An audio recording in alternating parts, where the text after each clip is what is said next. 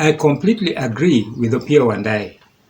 Seriously, this campaign against William Samoei Ruto is not really William Samoei Ruto per se. You know, it's gone beyond William Samoei Ruto. Really, it cannot be that there are people who feel that essentially treasury or being CS treasury is only a job for people from a certain community. It cannot be. You know, when people talk about Raila Amolo Odinga, as in Raila this, Raila failing to go to AU and all this, Raila is just an effigy. They are just punching Raila's effigy. But the problem that they are having is the problem is with the Luos. You see, it cannot be suddenly, like Opiyo Wandayi says, that when a Luo becomes the CS finance, then Ruto's government is suddenly very bad. There's nothing that William Samoei Ruto is doing that is correct now.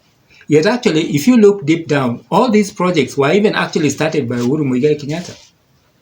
How come that now, when like Wandayi says, when Rigathi Gachagua has left government, started that government, started the programs, and left government with the same programs that they started with William Samoei Ruto, and actually down the road, Uhuru Muigai Kenyatta. Now, this government is suddenly very bad. You know, Ruto is a very bad person. All the projects are incorrect. All the projects are bad. I think this is the deep-seated tribalism that we have in this country. Particularly those sentiments that go towards Luos. You know, one thing that people should know is that Luos are in this country to stay. They are not going anywhere. You see, so whether you demonize Luos, you don't like them, you don't like this, you know, they'll live here. It's just a question of time. Similarly, Kikuyus will stay here. They live here. But it cannot be that government must be run by Kikuyus. No, it cannot be that. You know, it cannot be that when now Luos enter into government, you know, then there's a problem with that government. No, I disagree with that. That is what I call tribalism. For as far as I'm concerned, actually, I have been hearing this kind of thing, and it's not very pleasant. You know, I say that Raila Amolo Odinga has actually been used as the punching bag for Luos. So if you want to punch Luos, you hide behind Raila Amolo Odinga. Rigathi Gachagua has done it severally. As in, Raila is not acceptable in this land. Raila this, Raila that. No, it's not Raila.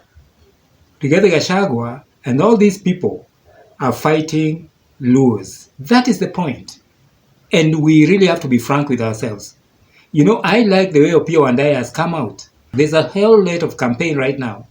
That because the CS Finance, particularly the CS Finance is John Badi, a Luo, so the government now is doing everything badly. You know, even when the inflation rate has dropped from 9% to 3%, something is wrong with this economy. William Samoei Ruto is doing this wrong. You know, this is tribalism. And the church, particularly my church, the Anglican Church, should be very careful because they are all tribes in the Anglican Church. Anytime the church gets involved in politics, they have to know that they are siding with one side. They are siding with a particular group of people. And this country being tribal, the church must be very careful before they actually jump into this issue of politics. You see, in the last elections, the presidential elections, I saw the Anglican Church was so pronounced. And apparently, churches have not learned from this, that they should keep away from politics as much as possible. If they have to comment, they have to comment on basically even then say both sides. You see, it cannot be that William Samoei Ruto is very bad and the other people are very good. No, there must be a balance. So if the church is getting involved, let them get involved in a measured way and let them not be part of propagating tribalism. That is my take. So it cannot be that Luos, once Luos enter into government, then that government is bad. I disagree.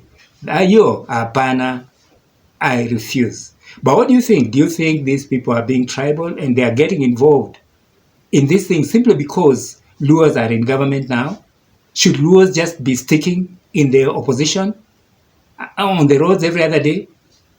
That is nonsense. Thank you very much for tuning in. Welcome to Talk to Africa.